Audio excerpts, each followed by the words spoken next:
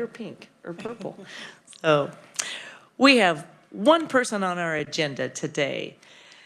So I see you in the audience there. Mr. Secretary, come on up. We have Kansas Secretary of State's office, our own Secretary, Scott Swab.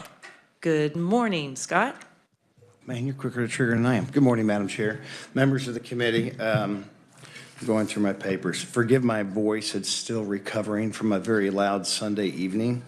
There may have been some loud explosions in my backyard, and the kids were very entertained. According to a neighbor's text I got, it actually showed up on the National Weather Service radar. So not the official position of our office, but if you want to allow fireworks sales all year round, we're finding more and more reasons we want them. Thank you, members of the committee, and you have my testimony. When I was a chair, I didn't like people to read to me like it was story time, so feel free to peruse that. We just, the chairwoman asked us to please give an update on the agency. And so the one thing I campaigned on was updating the business unit. I mean, you always talk about elections when you're in the Secretary of State's office. That's 5 employees, but the other 20 plus are over in the business unit. To the wisdom of the legislature and an initiative partnered with our office, we were moving business filings from every year to every other year, which is a convenience, especially with some of your bigger law firms, accounting firms, and mergers and acquisition companies that have to file several LLCs a year. It kind of cuts down on that administration burden because we're not a tax-funded agency, we're fee-funded, and it didn't change our fee funding structure. It didn't hurt us financially, but it definitely helps those business leaders to be able to file every other year, not necessarily every year. To get there, we had to work on getting our business unit off our old system, an AS400. It took 5 years just for that one part of our office to transfer. I tell folks it's often like going from the 1982 TRS-80 Radio Shack computer to an iPhone 14. The amount of generations of code you have to go through and make sure you don't lose one filing in the process has been laborious.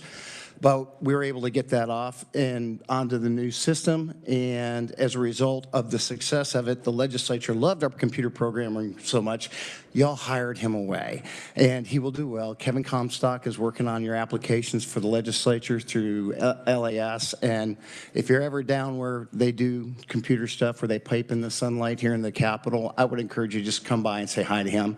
He's an incredible young man. Even though he's a grandfather, he's younger than me. He has a wonderful family, and you're not going to find somebody who works harder and cares so much about systems in the protection of state government than him.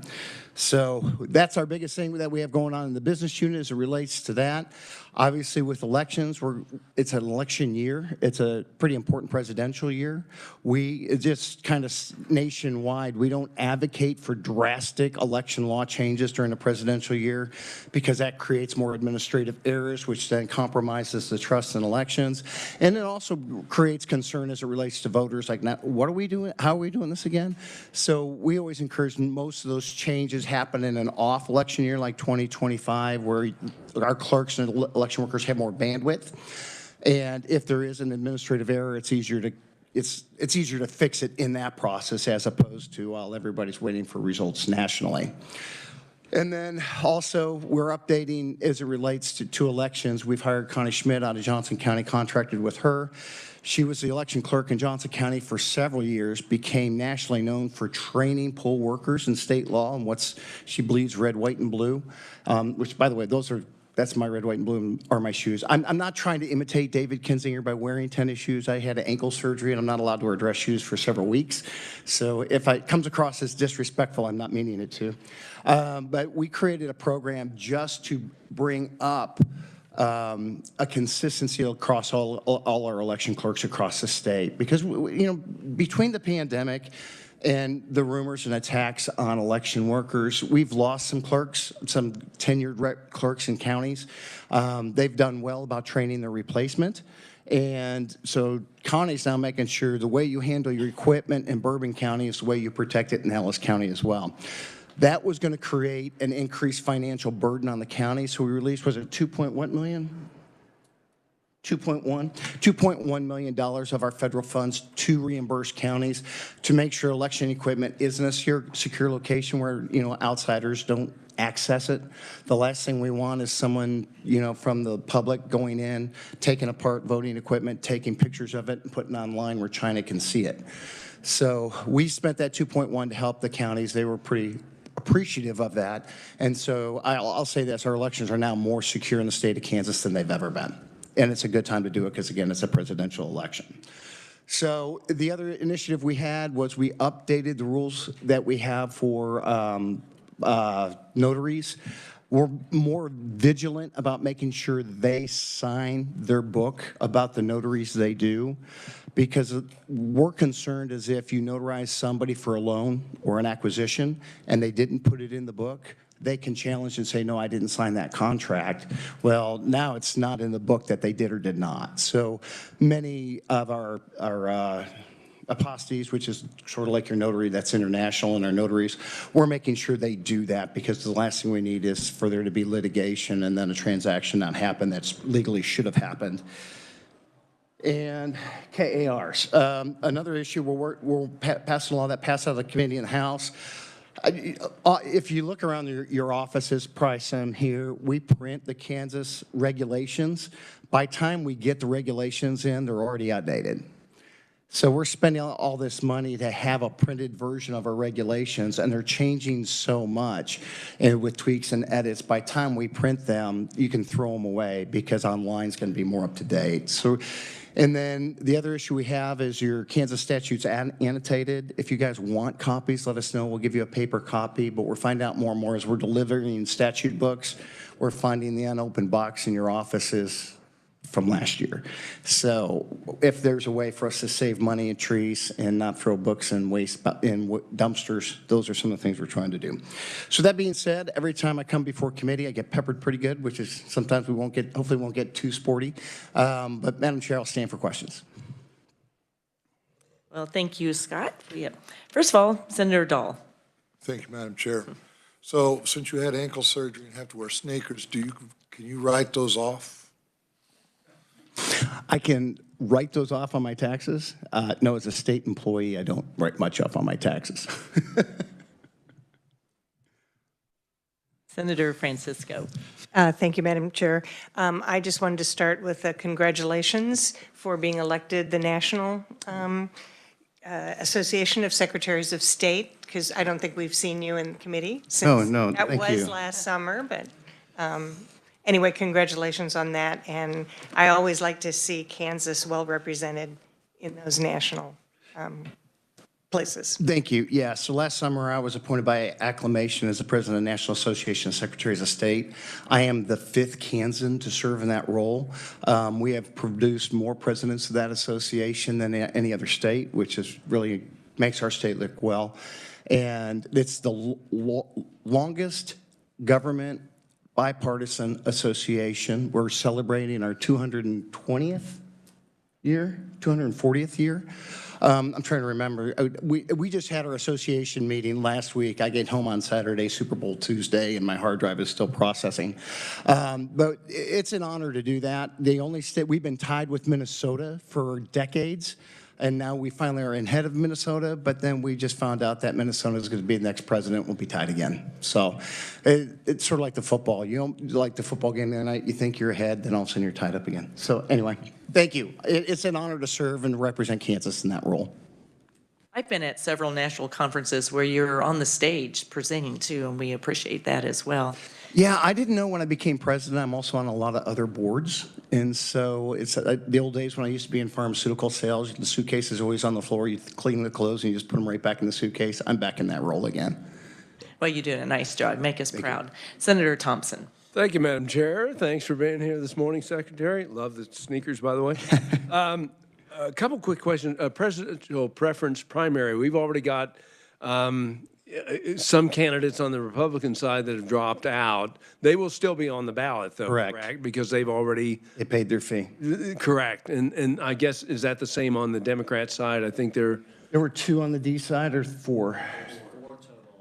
Yeah, if they paid their fee, they're on the ballot. They're on the Even ballot. if they say, I've suspended my campaign, they're still on the ballot. I know some people are going to have some questions about that. Yeah. The other concern I have, if I may, Madam Chair, I had a constituent, he emailed me the other day, they're in Merriam, they haven't received their mail in 5 days. Does that give you pause for concern about mail-in ballots? Obviously, people have that option, but personally, the post office is really struggling, and it just seems like we should be encouraging more people to do in-person voting than the mail voting because of the increasing unreliability of the post office. I mean, what would you say about that? The same thing we've been saying for 5 years. The reason why they had the 3-day grace period is because the post office closed down most of their processing units in the state of Kansas. So most mail leaves the state of Kansas before it comes back in. Your area, it goes to Kansas City, Missouri. Up by Atchison, it goes to Omaha. Wichita does still have one. Southeast Kansas goes to Joplin. Southwest Kansas either goes to Oklahoma City or Santa Fe, New Mexico. And far west Kansas goes to Denver.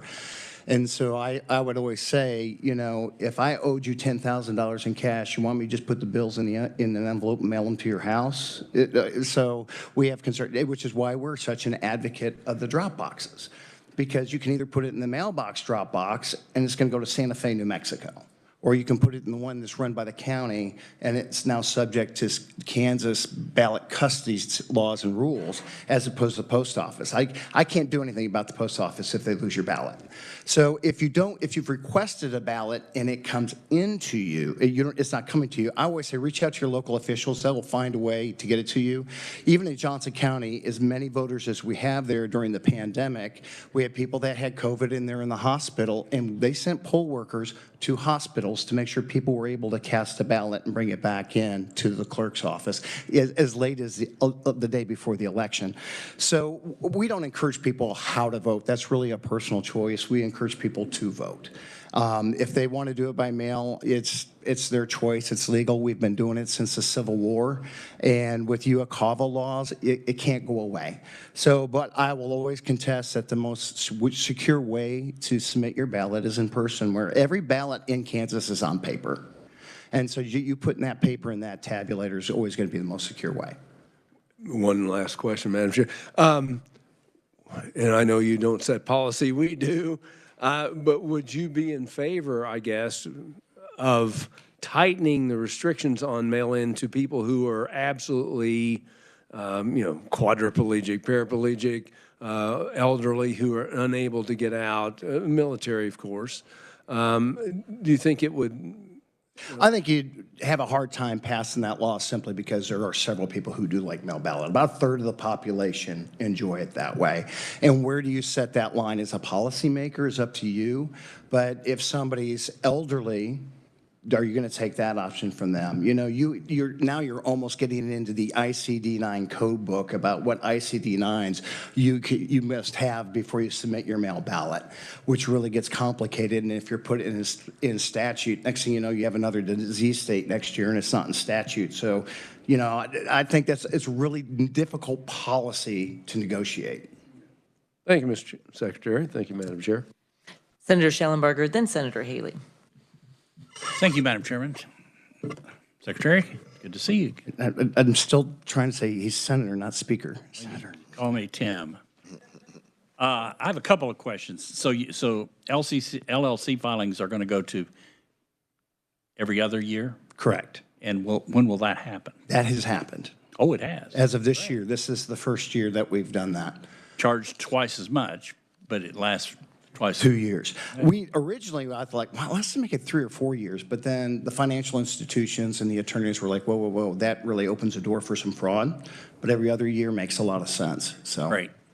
I have been, even though I haven't been elected until recently, I have been looking at campaign finance reports for a long time. It's always, I check my name on the unclaimed property list and I look at campaign finance reports. And I noticed the system that we're using to file has been the same for a long time. And I also know that recently you've changed how you get into it. and it's real clunky. I'm sure you'll get the bugs out of that one, but it used to be you just hit two buttons. I knew where to go, and it was there. Now it's your homepage has changed. So Yeah. try to fix that. Yeah, so. Do you know when you'll start looking? And I also have hit a button on my campaign finance report, and I can't get out of it. So I'm stuck. I hit amended affidavit or something, and it's there forever, and I can't get it off. So I guess my question is, have you thought about updating that system? And where do we fall in the priorities of the Secretary of State's office, or do you just think it's fine the way it is? I don't think it's fine the way it is. I don't think it was fine when it was chair of ethics and elections either. And just, Madam Chair, so you know, the last time we did serious, drastic ethics reform, the senator was Speaker of the House, and he worked with his minority leader, Tom Sawyer, to get a bipartisan effort through signed by then Governor Bill Graves. So he probably has forgotten more about how we got to the ethics laws we have today than what most people know. The system is frustrating, but we're going with this, again, going back to the system of migrating to the new system. There are more business filings than there are ethics filings. We're trying to help the largest populations in order first. But I was having lunch with former Secretary Jack Breyer and Ron Thornburg, and Jack was telling us a story that we were the first state to use computers to tabulate election results. If you remember, in the old days, your local counties would, as soon as they tabulated, they'd write it on a chalkboard, call it to the Secretary of State's office, and then out here on the first floor, they'd write it on a board, then the press would write it on a pad, then go to the payphone and call the station or the paper. He said, we got this new great system. Why don't we just put computer terminals in the rotunda? And if you remember, there used to be a desk there, so he went around the desk. He said, we'll charge press access to those monitors and help fund the agency. His intern, Ron Thornburg, had to run a cable out of the second floor of the Secretary of State's office, down the rotunda, under the tunnel to the seventh floor of docking, where transportation had the same system. IBM was so terrified it wouldn't work, the CEO of IBM was actually in the Capitol that day with a rudimentary cell phone. In case anything went wrong, he could call a computer programmer. Kind of a cool story, except for that's the system I'm trying to get off on, get off of. And that's the system that ethics is on. Some of the directions we'd like to go with that ethics, we'd like to possibly talk to Inc. and get grants from the Inc. board. And then also potentially just statutorily, what can we do to make the data better and more usable? But right now, our bandwidth is pretty tight, and folks say, well, can you hire more programmers? We don't have the bandwidth right now to train a new programmer to get things off. As this year comes off, because the biggest project came off, our bandwidth will expand, and we can look more into that. Senator Haley, then Senator Rickman. Thank you, Madam Chair, and thank you. So good to see you, Mr. Secretary, today. What committee were you on in the House? Didn't you chair? I was all over the place. Yeah, but the one, related to this issue, I can't remember. I was vice chair of ethics and elections for 2 years, chair for 4, and then I chaired insurance and financial institutions, and I was vice chair of tax, and I was vice chair of local government, and I was vice chair of commerce, and I was vice chair of one of the budget subcommittees under Joanne Podorf. I remember interacting there. I know your extensive legislative resume, and some of our members may not have recalled because some of the members of the community went it, but you have extensive expertise in the process or the processes that we're going through, and I certainly continue to appreciate that. Let me thank you, too, if I might, Madam Chair and Mr. Secretary, for what Mr. Kasky and others on your team do. I've had some issues that needed to be resolved in Wyandotte County, and we do appreciate the new commissioner that you have. He works hard. He does. He is a hard worker, and certainly the season we went through. So I did want to publicly acknowledge and appreciate the work of your office. I'm still concerned about turnout and how we increase it. I know that there's often, as you know from your history with the legislature and this process, that there's a dichotomy of thought as to what we do to encourage more, extend access better, that your office will implement. And now in your new role as national chair, I remember when I was running for Secretary of State, with Mr. Thornburg as the secretary, what I proposed was electronic voting, that we allowed access for those that had something new called the internet. Way back then, was it 2006, that I was the nominee, that we allow electronic. In your new capacity, or have you seen states, other states, For example, I love the Oregon model, which mail by, all of it, I don't know if Oregon is still, elections are still all by mail. They're all mail ballot. They don't have in-person voting in Oregon. Okay, and I remember that was novel at the time. But are there any states that have improved on the electronic the access or other means by which we can increase turnout, which in some parts of our state dismally low? It's a balance. There is a report, a 2020 report, which used to be FOUO, which means for official use only, which now is the DOJ and the partners with the EAC and CISA have taken that label off to say electronic voting is not secure enough to be expanded, is basically what the report is saying. And normally when we get these reports, there's mitigation, and there is some mitigation in this report, but this is what we were dealing as an association. Like Maine, they use military networks, so the UACAVA can vote through a military network. But again, CIS is concerned about any ballots going through electronic method. What we do is if you're a UACAVA and you're voting electronically, you forgo your right to a secret ballot, so that clerk will know how you voted. Now, the Board of Canvassers don't, but that clerk will know to confirm this is who you voted for, correct? So that's one vote. But it is a concern to the feds right now on expanding it, and they've been very vocal about not expanding electronic voting. And I talk to folks a lot about, it's like, hey, if I can do a bank transaction on my phone, why can't I vote? Well, one, do you want we're a voter ID state. Do you really want me to have access to the camera on your cell phone to verify your ID? Two, if there's, the other day we noticed there's a false transaction on my credit card, so I hit a switch, they canceled the credit card, gave me the money back, and then gave me a new credit card. If someone compromised your ballot electronically and you don't get the vote on Wednesday, it's gone. And so those are some of the concerns as it relates to the expansion of voting, because it's dangerous. And we passed a law that said election equipment cannot be connected to the internet.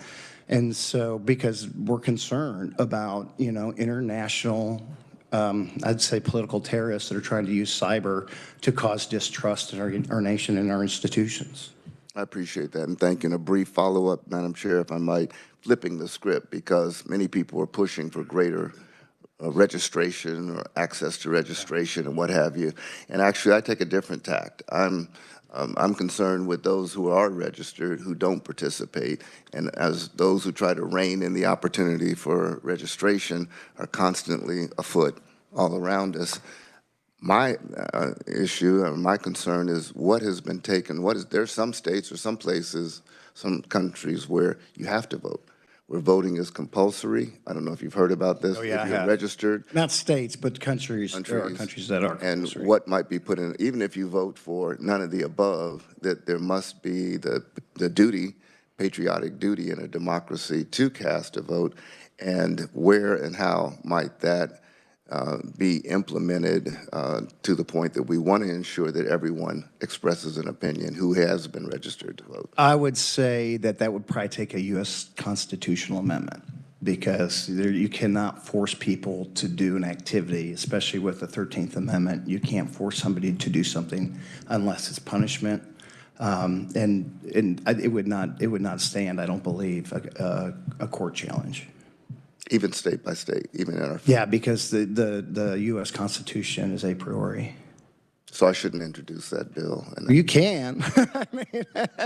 All right. Thank you, Mr. Secretary. Thank you, Madam Chair. Senator Reichman and then Senator Straub. Thank you very much, Madam Chair, and thank you for coming. Honored to be here, Dad. For the record, his son was like a brother to me, and my dad's dead, and so he is my surrogate father. And so I love him and his wife, my mom, and my siblings on that part of the family dearly. I wasn't expecting you to go that way. Sorry, didn't mean to make you choke up, Dad. You need to take the trash out. Didn't do the dishes either. We did have some challenges in the House floor together. I have a question, but I wanted to kind of piggyback what the other senator mentioned. Being a government teacher, I look at voting a different way. I take it as a personal responsibility. I'm very, very concerned with the security issue and people, and people just taking voting lightly or not voting at all. It just irritates me. I used to have kids come up and if they, even if they register, I gave them 10 extra points. I mean, but you can't force them to vote. Correct. And I appreciate that comment there. My question is a real easy one. If you can't answer, somebody else can't, or I want research to answer, because I had people ask me, going back to the presidential primaries, how many we've had in the past as compared to caucuses and because people are saying, well, we don't need one this year. And I said, well, we didn't know that at the time that this is going to happen. So I just, if you'd like to comment on that, and that'd be it. Thank you. Yeah, we haven't had one since 1992, correct? And it's been caucus or normally, and personally, this is not necessarily official office. Let me take Secretary of State's office. I always believed when I was in the legislature that the nominee for president is a political party activity, and they should be paying the bill, not the legislature. You all changed that last year, put my hat back on, so we're here to serve, and we'll do what you ask us to do. And I want to thank you also for reimbursing those counties because it's a third election this year, one we typically wouldn't have. And I do take some solace that I had two opponents in 2022 that attacked me personally on the way, and clerks statewide about how we run elections. And then as soon as I became chair of their parties, they asked us to do another election because they didn't want to do it themselves. So that being said, we still encourage people to participate. It's your opportunity to say, hey, here's who we think the nominees are. And it's one of those things. The reason why it's called presidential preference because it's a preference. I mean, DeSantis could still win Kansas because his name's on the ballot, but you're not going to vote for him in November. Normally, when you win a primary, your name is on the ballot in November. This is just a preference. And the parties still determine, I mean, that's just a portion of how the delegates are assigned. They still choose superdelegates and how else those delegates and how those votes are going to be assigned when they go to their conventions. Senator Straub, then Senator McGinn. Thank you, Madam Chair, and thank you, Secretary Schwab, for being here today. While I'm not family, I think we share the same birthplace, Great Bend, Kansas. And thank you for the chronology, too, on Senator Schallenberger and his time as Speaker. I was also in office at the same time. I was senior class president of my high school class. Anyway, I do have a question for you. My sister actually receives a permanent ballot or absentee ballot, mail ballot, I guess. And I believe it's because she lives so far away from the polling place. Is that, do you? There's several steps on that. Brian, I'm going to have you answer that, if that's okay. Because there are provisions in statute that says you don't have to do an application. You get a ballot automatically. And he knows those better than I do, so make sure you get the right answer. I'll just defer. Yeah, I'm going to phone a friend, if I may, Madam. Good morning, Brian. Good to see you. Good morning, Madam Chair. Senator, the way the law is written, to get on the permanent list, to get a ballot mailed to you every election, you must have a permanent have a permanent illness or disability. So the mere fact that you have a distance from the polling place is not a reason under the law that would allow you to qualify for a permanent advance ballot. So I'd be happy to talk to you offline about that a little bit more. Thank you, Brian. Welcome back to the committee. It's good to see your face. Senator McGinn. Thank you, Madam Chair. I was just curious, this new party called No Labels. Yeah. I think that if I recall correctly, you first denied them being able to be on a ballot or have a party. Yeah. And then you changed your mind. Could you? Yeah, there were some signatures. I'm sorry, I didn't mean to interrupt you, Senator. There were some signatures we thought were very easily verifiable that they were not the voters. But then those registered voters signed an affidavit saying, nope, that is my signature. Well, once they sign an affidavit, we're not going to win in court. The judge is going to say, they say it's their signature. Who are you to tell them that it's not? And so the judge was going to force us to do it anyway, so we'll just go ahead and change course as opposed to losing in court and then having to pay them state dollars. So when they say it's their signature and it clearly, we don't believe it is, but if they say it is, we're never going to win that court case. And I don't oppose having another party, but I think their marketing department is terrible. No labels. Yeah. Senator Thompson, then Senator Fascadeau. Thank you, Madam Chair. Oregon's all mail-in. How's that working out for them? It's every state gets to do it their own way. Washington was actually the first state to do that, and a lot of that was because of terrain. States like Oregon and Washington, they were about 68 to 70% advanced mail ballot anyway before they shut down in-person voting. The other thing that Oregon does that I think is kind of odd, but again, their legislature gets to make such policy. They mail campaign materials on the state dole to voters. And they have regulation on what can be on that. So it's just, states do things differently. It's very interesting. Probably not advisable, but it's very interesting. Thank you, Madam Chair. That state doesn't listen to me. They don't ask me to come testify. Senator Fascadeau, then Thank you, Senator Madam Haley. Chair. And Secretary Scott Schwab, we're cousins, right? That's right. Yeah. So that would make him your uncle. So I have to ask, what's your opinion on ranked choice voting? I always tease, if you buy me a helicopter, we can do it, and it's going to completely disrupt the way we do elections in Kansas. You're not going to know what results are on election night. We'll have no preliminary results. It'll take a few weeks, which then frustrates voters. And when you change an election system that drastically, and which county was it in California that got in trouble with ranked choice voting? Was it Alameda County? They swore in a guy that didn't win the election because they did the math wrong on ranked choice voting. It's very complicated, and there are some individuals challenging because you're ranking how to vote them. Well, I'm trying to remember what the court case was, what their argument was, but somehow you're not able to vote for a certain candidate. And so that was being challenged. But we would have to bring all ballots to a single location on election night to start processing. And every county has a different process. So it would cost the state immense dollars to pay every county to have the exact same equipment, which to me is a security concern, because now you only have one system to hack. Senator Haley.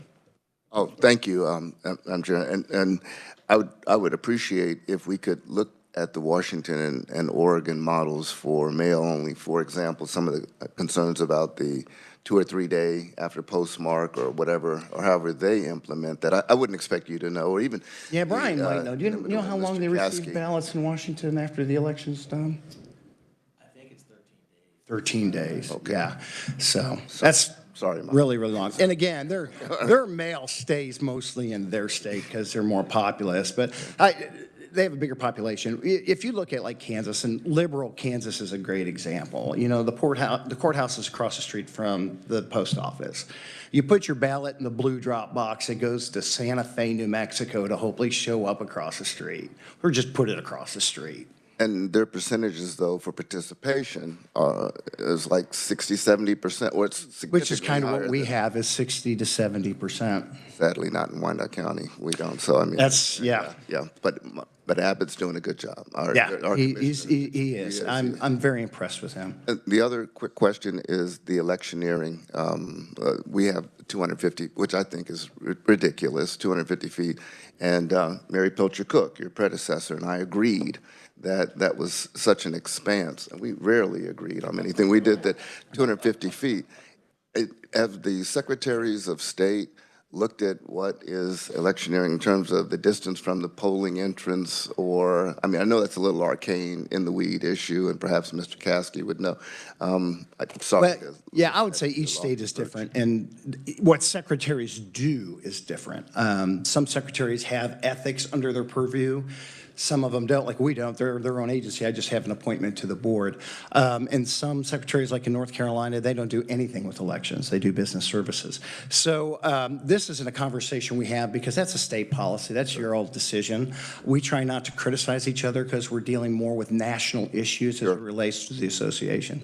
Appreciate it. Thank you. And thanks for your update on the LLC, the biannual or 2-year filing. That's good news to know. Well, thanks for voting for it. Appreciate it. Thank you, Mr. Secretary and Madam Chair. So any other questions? I have a few. I am so surprised that you oversee cemeteries in your business department. I think that's just one of those fabulous little trivia things. Tell us a little more about that. Do you know how many cemeteries you monitor or what your process is? I don't know. It's not a whole lot. Normally it's a municipal or a county cemetery. And we also, or if it's a board, let's say it's just a private cemetery that has a board and they go financially defunct, we have to work on the transition of that cemetery to a local unit of government.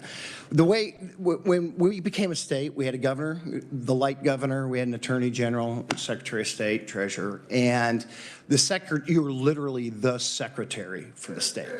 And so as the economies got larger, government got bigger, now you need a secretary just for ag. You need a secretary just for revenue. You need a secretary just for labor. Whatever didn't go to those individual silos stayed with us, which was one was cemeteries, because they just didn't know where else to go. Believe it or not, I have cemetery questions at home too, like running out of space, actually. Yeah. So that's one I've had. I also use your business site for my LLC. So do they stagger when you were first formed every other year from? Yeah, so if you were on an even year when you formed, you file on every even years. If you file on an odd year, you're always going to file on an odd year. Would we like to make it so it's consistent? Potentially, but again, we're creating a new system. We want to make sure everything works before we again make drastic changes. And as it relates to the website, I forgot to tell you this, Senator Schellenberger. We did some reprogramming to make the system and the website more efficient. You may have to hit Control Refresh because the website is cached on your device, and so you may have to either delete cookies and just delete all domains and then go back in and refresh it because we've shifted. Imagine a storage room where you put all your boxes. We rearranged all the boxes to make it more efficient for the system. I am hoping and poking when I'm using your website now. Where it used to be, it's not, but. People don't like change, especially with technology. So yeah, but sometimes it's necessary. Yes, so I'll figure out your system too. I do appreciate being able to look up business minutes and when a business was incorporated with a lot of vendors I work with. So I do appreciate that. So you're very handy to us. Senator Francisco has a question. Not so much a question, but I too use the business site, but have more than one LLC. So I don't think you're saving me any years. I think I have to keep track. At least you're not doing all of them every year. You're doing some that year. Saved me about 5 minutes. It's actually a very efficient site. Yeah, but we have some law firms and M&A companies that they're doing between 600 a year. Remind us when those are due. Is it April 30th? It's either April 30th or April 15th. I can't remember. We can get that to you. Oh, okay, just. The 15th. I think it is the 15th, tax day. Tax day, that's a good way to remember that. Oh, Senator Frascano would like to know where your Valentine red tie is today. I forgot a tie, so I always keep one in my office. And this is the office tie. I'm not even sure I'm the only one who used it. I mean, Clay, you may see Clay walk into the office someday with this exact same tie on. So, and yes, I'm in trouble because I didn't make reservations for dinner tonight. My wife made it clear. And she got out of bed and handed me a card, and I'm getting hers on the way home. Oh, you just told. I'm in so much trouble. Recorded forever. My father didn't train me as well as he could have. Oh, and I got to take the trash out. Would you like to introduce your staff? Yeah, so if you, elections-wise, Brian's always here to help you if you want to catch him in the hallway. He's forgotten more about elections than most people know. He's nationally respected. We're supposed to serve, he's on the trail to become president of the National Association of Election Directors. We were supposed to serve as presidents at the same time, but he wanted to make sure he could focus on making sure he can help me be president because he's humble like that. And then Whitney, she does a lot of our comms, our documents, and also governmental affairs with Clay. I always say when those two walk in the building, we're going to get our way because they're just so smart and they respect you all very much. If you have ideas on laws or whatnot, we always ask you to visit with them. It may not be that we're against the law. It's just sometimes if they're poorly written, we end up getting sued, and that costs the state tons of money, sometimes one time over $1 million. So whatever we can do to avoid getting sued, because you pass a law, then I get sued. Thank you, Madam Chair. So, Secretary, actually, a question for Whitney. You had mentioned some 3x5 cards with some information that would be helpful to all of us. I have them. Do you have those? Can you give me a couple? Share that with the committee? You guys can just take these and pass these around. If you want these for when you go back home and talk to various groups, we can give these to you. If you want the PDF, so you can put maybe your campaign logo on there or your office logo, you can manipulate it. Just don't change the deadlines because they are statutory. Especially with the changes with having a presidential preference primary, understanding how deadlines are effective. It's just an easy visual to know. It also helps if you're talking to press, you know, you can have that with you in front of you so you make sure you're getting deadlines and dates correct. And we can get more of those to you. Whitney, can you make sure they get several? Thank you.